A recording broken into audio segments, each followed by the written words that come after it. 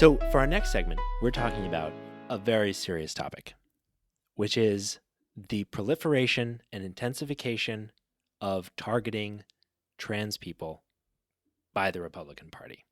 Yeah. By the Republican Party, by conservative activists, by right-wing commentators. It has always been a massive issue, but it feels like it's getting worse. It feels like the clearer it is that Republicans are losing the battle on economics, the more it becomes clear that Republicans are just are becoming less and less popular. The more it seems that they're trying to focus on these culture war issues, on these instances in which there are enough people that don't understand enough about trans identity in order to be sympathetic towards their viewpoint. Mm. But it's like it's like what the Republicans always do when they seem to have a point that semi starts to work. They milk it, they milk it, they milk it, they milk it, they milk it until they've gone so fucking ridiculous that even people that might have been sympathetic to them initially start to look at it and they're like, what the fuck is wrong with you? And that's absolutely what's been happening. They have been going completely off the rails in terms of their anti-trans rhetoric. Just to give a few examples.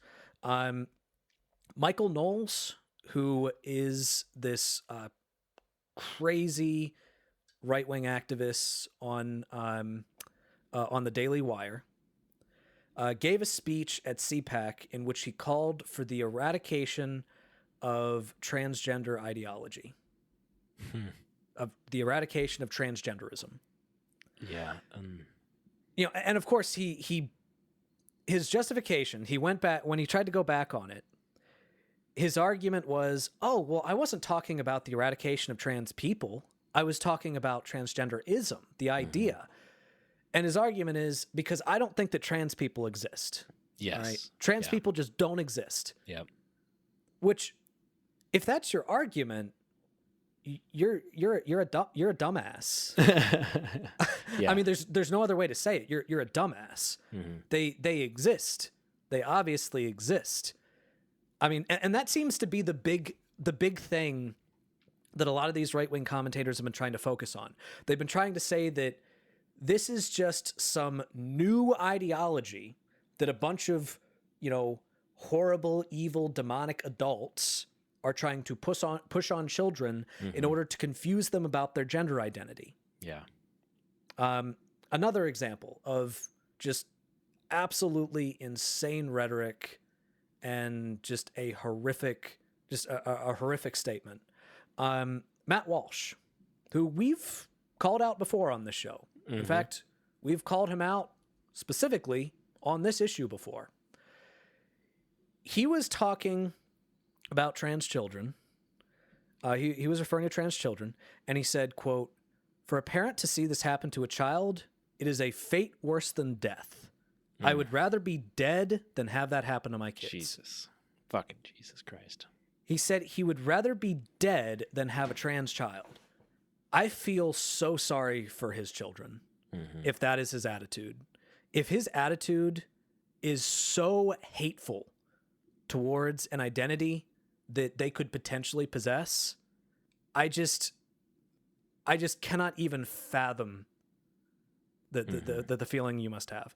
And I also I can't fathom the idea that someone would be that committed to this bullshit, that committed to this bullshit anti-transgender ideology, that you would actually prefer to be dead than have your child occupy that identity. That's just, you're just a shitty parent. Yeah. I mean, yeah. The framing of, it's interesting juxtaposing those two examples, because on the one hand, they're bending over backwards to try to distance themselves from anti-human rhetoric by saying it's an ideology, not an identity. There aren't transgender people. It's just transgenderism, right? It's the attack on men and women and gender and society and all that shit. They're like trying to distance themselves from saying that like we're going after people. But then at the same time, speaking out of the other side of their mouth, or in this case, the other side of, you know, the podium or whatever, they're saying that yes, but trans people do exist and they're unacceptable. Yeah. They don't count as human beings, is essentially what that claim is. It's like they're children unworthy of love. They are the worst thing that could happen to a parent. Yeah. It's despicable and it's fucking dangerous. Yeah. Because the thing is, people listen to him. Yep. Like, he has an audience. Even if he doesn't have a trans child, someone in his audience, like in a big enough audience, it is a statistical certainty that some of them will have transgender children. Mm-hmm. Yeah. Like, that is a statistical certainty. And the fact that this is the type of rhetoric that you're spewing, this is the type of idiotic bullshit, hateful gust that you're spewing. Yeah. It's going to impact somebody. Somebody's going to hear that and someone's going to take it seriously. Mm-hmm. And someone is going to react horribly if their child comes out to them as trans. Yeah. And the thing is, we know based on evidence, based on studies, that growing up in a loving environment for trans youth increases their likelihood of surviving, literally surviving. Mm-hmm. It decreases their rates of suicidality. According to a survey done by the Trevor Project in 2022, nearly 1 in 5 transgender and non-binary youth attempted suicide in the last year, in the prior year. Nearly 1 in 5. 1/5. In the prior year. Yeah. That's the thing. That's not ever in your life. That's not since you've come out. That's none of those things. It's in the last 12 months. Yeah. And in fact, in terms of just suicidal ideation, seriously considering suicide in the past year, more than half of transgender youth and non-binary. Yeah. Like, more than half. Mm-hmm. And on top of that, youth who felt high support from their family reported attempting suicide at less than half of the rate. Yeah. Less than half of the rate. We have 2 tools that we know reduce the likelihood that a trans person will experience suicidal ideation or attempt suicide. 2 things that we could do that will increase the likelihood that a trans person makes it to fucking adulthood. One of them is support. Yeah. Love from their family, love from their community, recognition of their identity. And the second, which is not always the case, is not always applicable. Lots of trans people and non-binary people don't go through this, but for those that do, this is a positively life-saving measure, which is gender-affirming healthcare. Yeah. We wish we had more options to make sure that we could keep people fucking alive, but those are the 2 things that we can do. And not only the rhetoric, but also the legislation from the Republican Party is going after both of these things. Yeah, absolutely. In fact, in just this year, and it's only April. Yeah, as of April 5th, over 100 pieces of legislations were introduced in state legislatures that were focused on banning aspects of gender-affirming medical care. Mm-hmm. All right, that's according to the American Civil Liberties Union. Over 100 pieces of legislation. Over 100 pieces of legislation. Yeah. Every single one of those is deadly. Every single one of those, if passed, because those were just introduced. Every single one of those, if passed, have the potential to result in more dead trans children. Mm-hmm.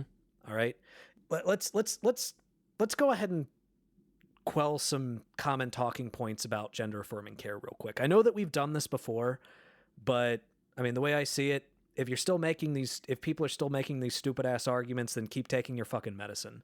All right.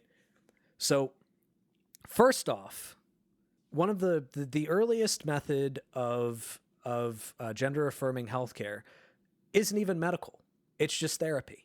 All right. It's just talking to a therapist who is an expert in trans youth. And, you know, sometimes it might include changing your pronouns. Sometimes it might include changing your name, but nothing medical. All right. The point where it starts to get medical usually happens around the time in which the trans child is going through puberty. All right. So the puberty age, usually around like, 11 through 13 or so. And the option that is often available then is puberty blockers. Now, we often hear politicians and commentators demonize puberty blockers as like medical mutilation or whatever. Which is fucking nuts. And wrong. Yes. All right? Because puberty blockers are reversible. All you got to do is stop taking them. And boom, you go through puberty. And in fact, importantly, puberty blockers have actually been used for non-trans youth for years. All right? There have been plenty of cases. It's common practice for when a child is going through puberty too early, which sometimes happens, early onset puberty, sometimes they're put on puberty blockers to just prevent it for a little bit so that they have it at around the time that most kids have it. All right. So it's not like this is a unique treatment. It has been used for other, in other circumstances. Then around the ages of 15 or 16, the option for hormone therapy is presented. And again, that is when the person is older and more mature. And to be clear, in order to get that care, there are a lot of hurdles that you need to jump through. All right. You have to have a therapist that is certifying that you are mature enough to make that decision. All right. You have to have consent from your parents. All right. These conservatives are always talking about parent choice. That's a part of this. That's a part of this. Parent choice is a part of this. To be fair, and to, making sure that we're being honest and making sure we're being upfront, there is some potential evidence to suggest that hormone therapy can sometimes have impacts on fertility. Like there is some evidence to suggest that. And depending on how long you take it, there are some effects that might not be reversible, or at least might not be as quickly reversible. But most of the effects are reversible. And to the extent that there are some that are not, again, I reiterate the fact that you have to go through hurdles in order to have access to this, which includes a professional deeming that you are mature enough to make that decision. All right. I think that's an important thing to note. That's an important thing to consider.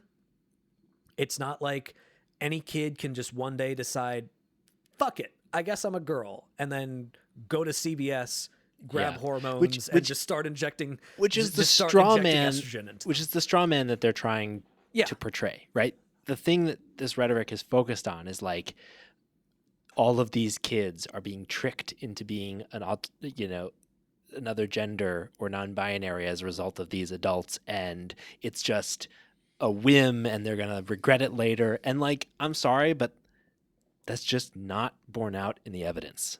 Yeah. That's just not what is happening. Yeah. And then, of course, the final one is surgery, which there are no surgical options until the person turns at least 16. And even then, most of the time when surgery happens, it's after the person's already turned 18. All right.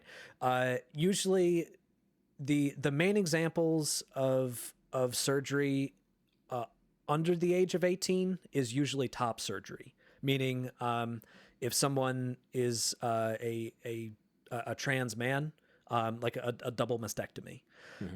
Usually, based on what I've looked at, usually medical professionals do not suggest genital surgery until after the person's turned 18.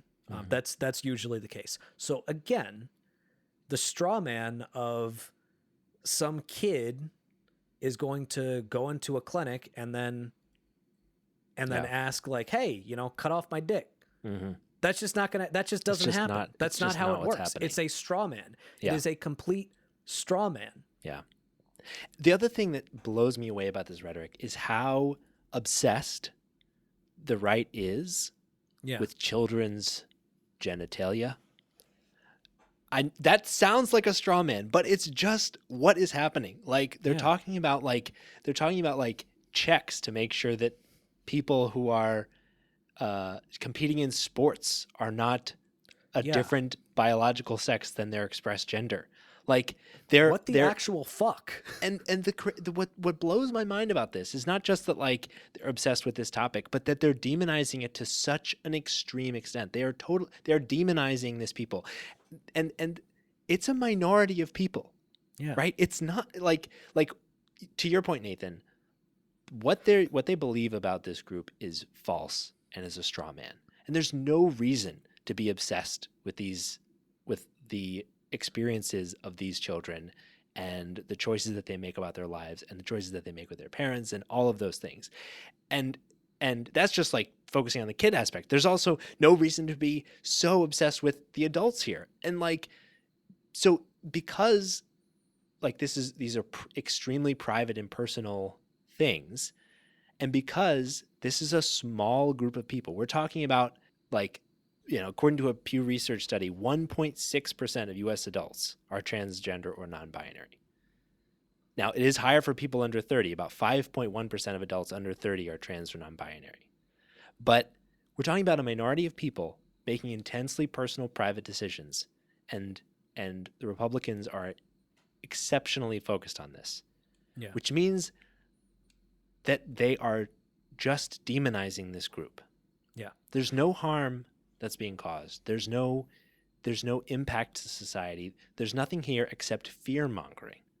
Yeah. This is a minority being singled out and targeted for doing nothing that hurts other people. For right? existing. For just existing. And we've seen that before, right? Yeah. This shows up whenever a political group starts to lose power and lose influence and they need to hold on by a toehold. And unfortunately, it is often a very effective means to maintain power, to gain it back, to control the conversation, right? Demonize immigrants. The Nazis fucking demonized Jews, Yeah. Like so many authoritarian governments and countries pick a select minority to demonize and pin all of their fears and problems on. There is simply no way that this group could be causing all of the problems that Republicans are claiming they are causing. Yeah. So on the one hand, we have a straw man and we have attacks on a minority, right? By all of these groups. And on the other side of that, what the Republicans get for all that is a higher incidence of mental health problems by taking away support in gender affirming care, higher likelihood of suicide, and targeting by extremely conservative, violent people, right? Like attacks on trans people, attacks on people in drag, because Republicans generally are grouping all LGBTQ issues together right now, and Mass including shootings. exactly Club Q in Colorado, 5 people killed, 17 more wounded because a person went into a gay nightclub and it would have been more shot if up a not drag for show. if not for the actions of a hero. Exactly. I mean, Like, it is getting completely out of hand. It's getting completely insane. And to the point that I made earlier, my hope is that because of how crazy they're being, that normie type people are starting to catch on. Yeah. Again, I don't think that any activist should have to cede any ground on this issue. Mm-mm. All right. But I have definitely been noticing even people that don't tend to be super like pro LGBT activists. Mm-hmm. Like even fucking Joe Rogan recently, Mm-hmm. who has made anti-trans comments in the past. Mm-hmm. Even he was making fun of how much people lost their shit over the the Bud commercial or the Yeah. the Yeah. the Bud Bud marketing Light campaign. promotion. Yeah. Yeah. Like even he was saying like, what the fuck, y'all? Yeah. So like my hope is that people are going to start seeing who these people really are based on their rhetoric. And hopefully that's going to start to really shift the conversation. But in the meantime, actual harm is being done. Actual harm is being done on a legislative level, on a rhetorical level, on terms of rhetoric that leads to more and more hate crimes. Trump basically blamed trans ideology on mental health issues and violence.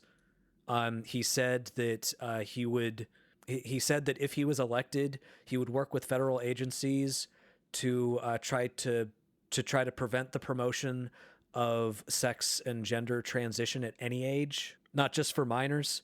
And in Florida, they actually introduced a law, and it's passed the House of Representatives, that would authorize the state to take the custody of children if the parents agreed to gender affirming care. Kidnapping children because their parents were decent parents and realized, oh, damn, I got to make sure that my trans kid survives to adulthood. So I'm going to make sure that they get the care that they need to, that they have a loving, supportive environment, which again, as we talked about earlier, that right there is how you prevent suicide. That right there is how you prevent suicide. So parents that are doing the right thing, that are trying to prevent suicide, are now, if this passes, would be at risk of having their children taken away from them by the Florida government. Which, by the way, I'd just like to point out, what the fuck happened to parent choice? All right? Your whole thing this entire time has been parent choice. It was never about parent choice. That was always a bullshit talking point. It was always a dog whistle. They don't care about parent choice. They care about the fact that there are some progressive people, not even progressive people, some decent folk that want to raise their kids to make sure that their kids are happy with who they are, with who they become. They want to raise their kids to make sure that their kids are not hateful towards other people, towards other minorities. And you don't like that. You don't like that ideology. So you want to step in, be a bunch of authoritarians, and take children away from them. That is what they're doing. It was never about freedom. It was never about choice. It was about authoritarianism and control. That is what they're trying to do. Mm-hmm. But here's the thing.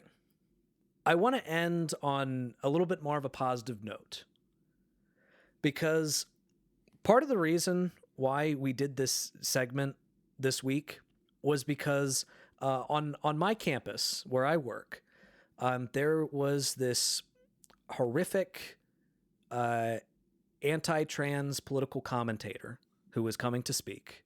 Her name is Liz Wheeler. She was on One American News Network, and she was coming to my campus to give a speech about the ideology of transgenderism. Like that was the title of her shitty speech. And fuck, you know, that's so dumb. She has the freedom of speech to say what she wants, but you know what the students at my school did? They used their freedom of speech to protest, to counter protest. And they did a rally on the quad of my campus just today that I got to go to. And they spoke their truth. I saw speaker after speaker tell their story about their experience as trans people, as non-binary people, the process of transitioning, for some of them just being more comfortable in their skin. Mm-hmm. They were sharing their stories, and so much of what they said was so touching and so on point and so beautifully articulated that it really did give me hope. There were sentiments that some of them were expressing. Like at one point there was this trans woman who was a student who didn't feel comfortable enough to come out as trans until she was in college, but her entire life she had felt like she was in the wrong body. And just the fact, just being able to grow her hair out without her parents forcing her to cut it was so, like, it was so powerful for her. She said she'd never been happier. And at one point she actually said, you know, talking about Liz Wheeler, she said, I love myself, and I hope that one day Liz Wheeler loves herself the way that I love myself. And that really hit me. That really got me. And what was even more touching than these amazing stories that these people were sharing, the truths that they were speaking, what was even more amazing to me was the crowd. The people who had organized the event, they actually said, we expected maybe 50 people to show up. Like, they had actually planned some events around in this event. They had planned some activities around the idea that maybe 50 people would show up. And according to them, and you know, just eyeing the area, it looked like it was about this many. 400 people showed up. 400 students showed up. 400 came out. Some of which were allies. Some of which were self-advocates. But everybody was there with the common goal that this generation, this campus, will not accept the type of hate spewed by shitbags like this. And I just got to say, as a millennial who often feels hopeless about the world, because a lot of millennials have gone through periods of time in which hope was like dangled in front of us and then just ripped away.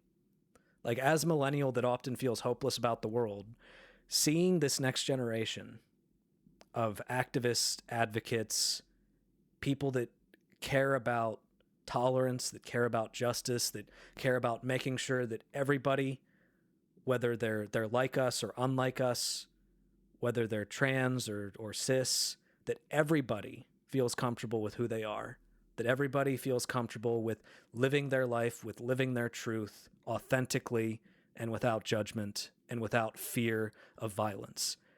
And being able to see that, being able to see the passion in this crowd as they cheered people on, some speakers choking up as they told their stories, and everybody just cheering like, you got this, all right? You know, we're here for you. We love you. We care about you. That was the most powerful thing I've ever seen. And as a teacher of these people, I felt like I was being taught. I felt like I was getting a lesson from this generation in what it looks like when you don't give up. And if that is what this generation represents, then I actually do feel optimistic about the future.